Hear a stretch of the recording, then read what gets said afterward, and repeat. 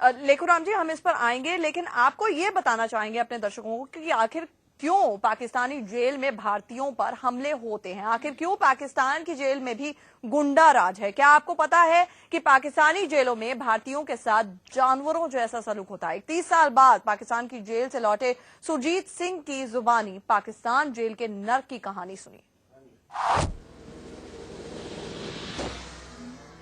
पाकिस्तान की जेल भारतीय कैदियों के किसी नर्क से कम नहीं है।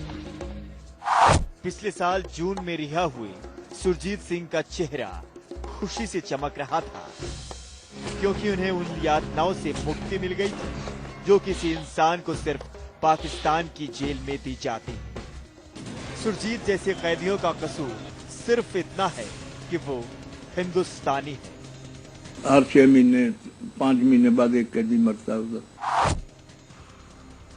सुरजीत सिंह आज बेहद दुखी। सरबजीत पर हुए हमले ने पाकिस्तान से लौटे सुरजीत को अंदर तक हिलाकर रख दिया। सुरजीत सिंह उसी कोट लखपत जेल में बंद थे जहां सरबजीत सजा काट रहे हैं।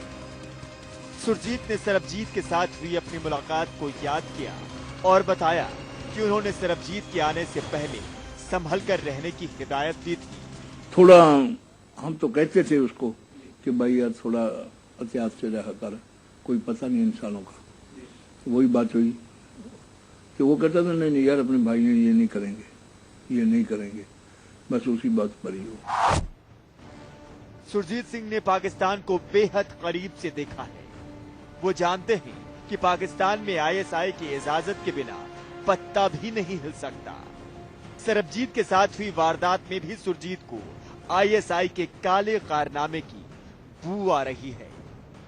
सुरजीत सिंह ने तो साफ साफ आरोप लगा दिया है कि सरबजीत पर हमला ISI के इशारे पर हुआ है।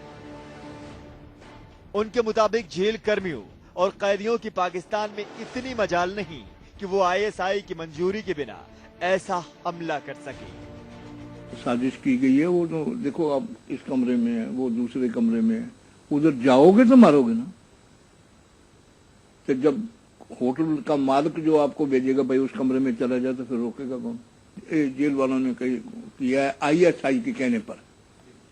जेल वाले आप खुद नहीं करते, ISI के कहने पर करते।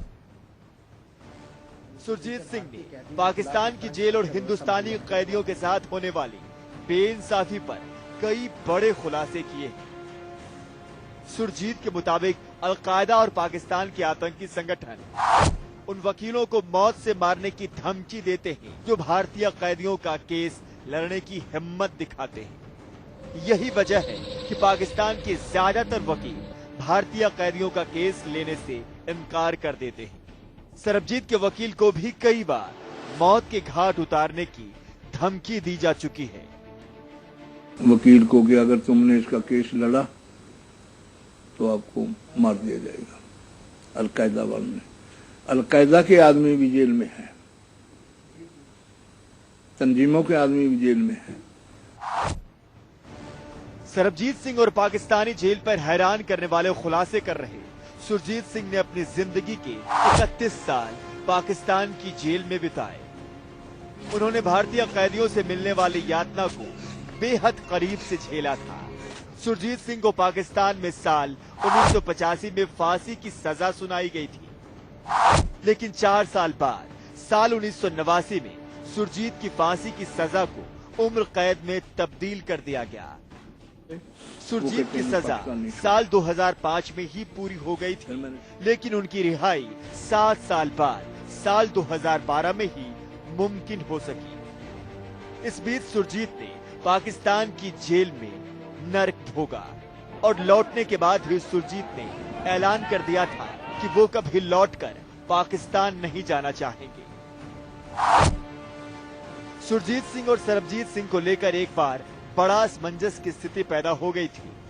पिछले साल पाकिस्तान से खबर आई कि सरकार ने सरबजीत को छोड़ने का फैसला लिया है। सरबजीत के घर में तो जश्न भी शुरू हो गया था, लेकिन एकाएक पाकिस्तान ने पलटी मार दी। देर रात पाकिस्तानी राष्ट्रपति के प्रवक्ता ने बताया कि उनका देश सरबजीत को नहीं सुरजीत को रिहा कर रहा है।